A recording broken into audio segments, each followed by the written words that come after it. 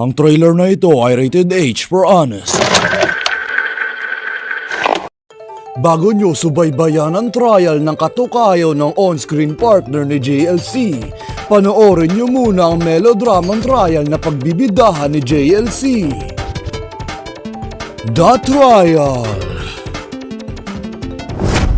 Balikan ang panahon kung saan lumalamang ang estudyante sa guro sa mabuting paraan kesa bumobo kakagamit ng ChatGPT. Di ninyo tinakal sa amin. So, I googled it. May pelikula pa taon-taon na niyalabas si JLC.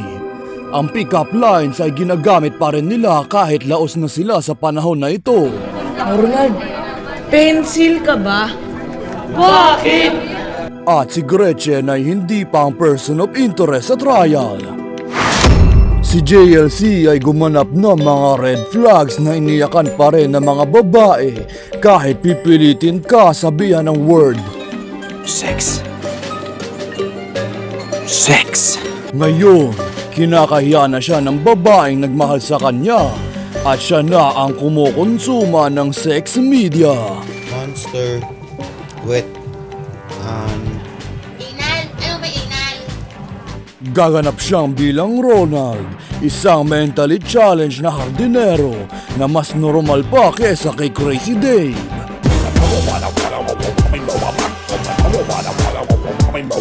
Siya ay biktima ng isang mapanghusgang komunidad dahil lang sa kanyang kondisyon. Mo nga naman, kahit timang ka, At dahil naakusahan siya ng rape. At hindi niya rin sinubukang ipagtanggol ang sarili niya. Dahil sinasabi ni Bessie, nirape mo siya, hindi yan totoo. Hindi sabihin ni Bessie yan. At kahit na napatunayan na nga na consensual, may punto pa rin naman yung out of context na video. Sa Titillating Teachers in Love Part 4, kahit na sumisigaw niya yung babae ng, Stop it! Stop it! Yung lalaki tinutuloy pa rin. Sa kahulihan, nanalo sa kaso pa rin si Ronald. Masaya ako para sa restorative justice sa pagitan ng biktima at ng naakusahan. Pero natapos pa rin ito sa natalo siya dahil sa kondisyon niya. Bakit kailangan mo sabihin rape ang nangyari sa inyong dalawa? Hindi, nahiya po ako. Ikinahiya ako po na pumatulong ko sa kanya. Para lang siyang progressive pero backwards. Ang situationship ni Ronald, ang kalaban niya sa kaso na may pangalan na tawagan ng isang purong babaeng friend group. Bessie? Ronald. Oh, para sa'yo. Na hindi nga mismo ni-rape ni Ronald, pero pinilit ng kanyang mga umampo na ipilit ang katotohanan ni ni-rape siya para lang iligtas ang reputasyon ng kanilang school. Mas mabuti pang maging victim ang pamangkin mo kaysa sa isang willing participant. Okay, fair naman yun. Pero nag-e-expect ako sa mga estudyante na nagpasa-pasa ng mga video na, alam nyo na, harapin yung perpetrator kaysa enjoyin ang isang alleged rape video. Okay pa sana kung yung scandal na pinag-e-enjoy nyo yung pinagkasunduan ng parehong taong involved. Hindi na yun yung punto.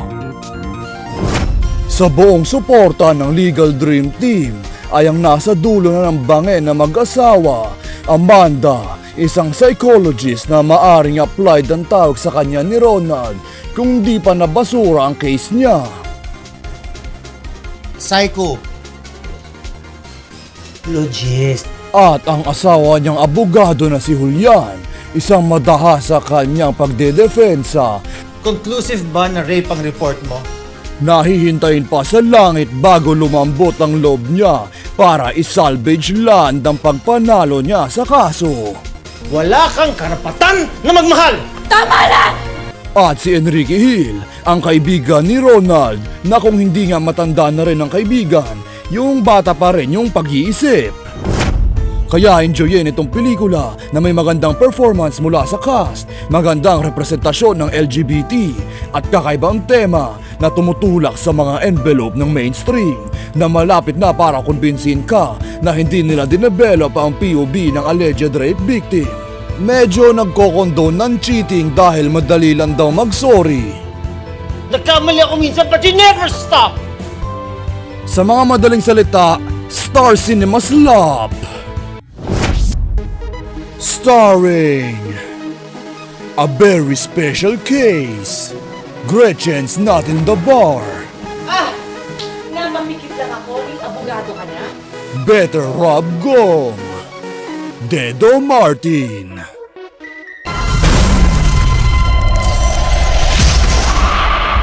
The Girl in the Teacher's Dress, Chito Miranda, Catherine Bernardo, and Objections.